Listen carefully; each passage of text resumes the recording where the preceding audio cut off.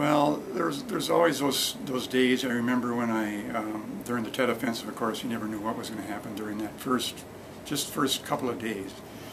Most war situations that I've experienced, most of the time it's 95% is pretty boring. But there's these little times when you come and you get these little 5% of the time where something happens and you have to take action, or a sniper, or during a situation where you got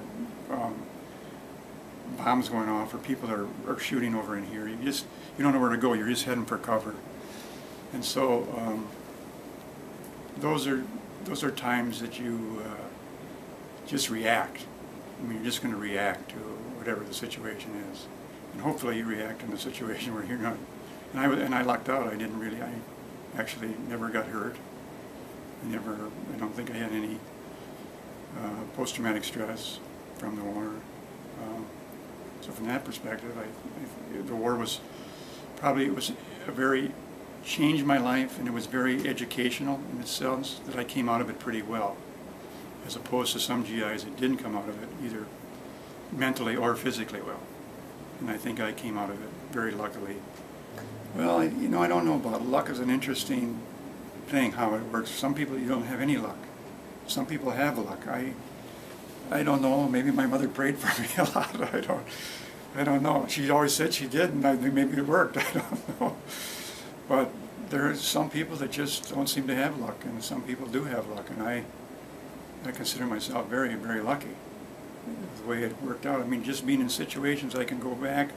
Why did this happen? Well, that was a funny coincidence. Or why did this happen? And I was just over there about an hour ago, and this guy got his arm blown off, and he went through that same alley, and someone threw a grenade in the back of the Jeep. I was just there, but I went through it. I mean, it's just one of those little things. You're in the right place at the right time. Since I've been out, I just have gotten, well, I've got diagnosed with Parkinson's here about 2010.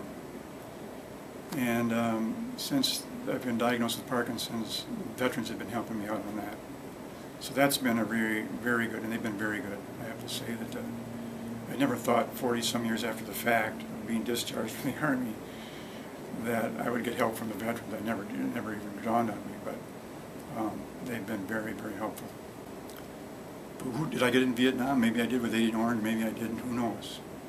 But there's still costs for these veterans that are back 40, 50 years after the fact. They're still paying for World War II veterans. They're still paying for Korean War veterans that are still being under. And you go to the veterans hospitals at some of these places.